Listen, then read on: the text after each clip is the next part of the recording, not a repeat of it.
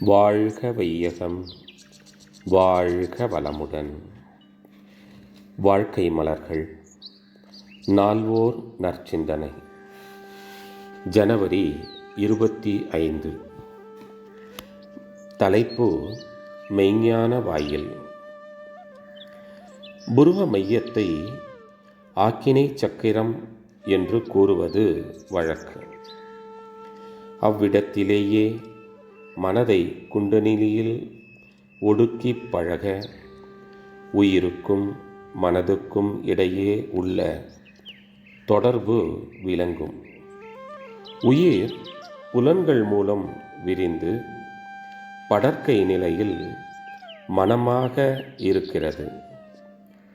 புலன்மயக்கில் குறுகி நிற்பதால் உயிரின் பெருமையும் பேராற்றலும் மறந்து பிற பொருட்கவர்ச்சியில் சிக்குண்டு இயங்குகின்றது. இத்தகைய உயிரின் மயக்க நிலைதான் மாயை எனப்படும்.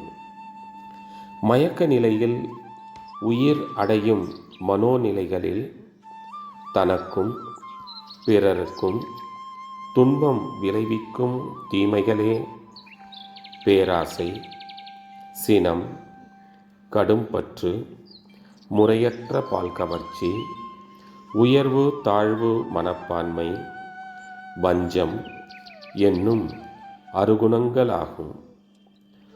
அருகுண வயப்பட்டு மக்கள் செயலாற்றும் போது ஏற்படும் தீய விளைவுகளே எல்லா துன்பங்களும் ஆகும்.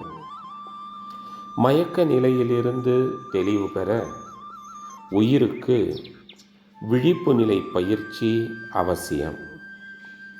ஆக்கினை சக்கர யோகத்தால் உயிருக்கு இத்தகைய விழிப்பு நிலை பேறு கிட்டுகிறது. மேலும் புலன்களை கடந்து நிற்கும் வல்லமையும் இப்பயிற்சியினால் ஆன்மாவுக்கு நாளுக்கு நாள் கூடிக்கொண்டே இருக்கிறது. புலன்கள் மூலம் ஆன்மா செயலாற்றும் போது தனது ஆற்றலை அழுத்தம், ஒலி, ஒளி, சுவை, மனம் இவையாக மாற்றி அவற்றையே தனது இன்பத் துன்ப உணர்ச்சிகளாக அனுபவிக்கின்றது.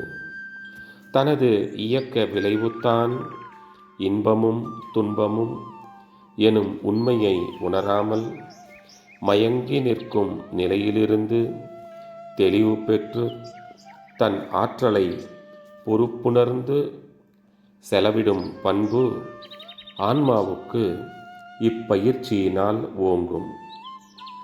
தேவை உணர்ந்து தனது ஆற்றலை செலவிடவும், தேவையில்லாத போது செலவிலிருந்து தன்னை மீட்டு சேமிப்பு நிலையில் இருத்தவும் செய்தால் ஆன்மாவிற்கு திறமை பெருகும். மெய்ஞானம் என்ற அருட்கோயிலுக்குள் புகும் வாயில் ஆக்கினை சக்கர யோகமாகும்.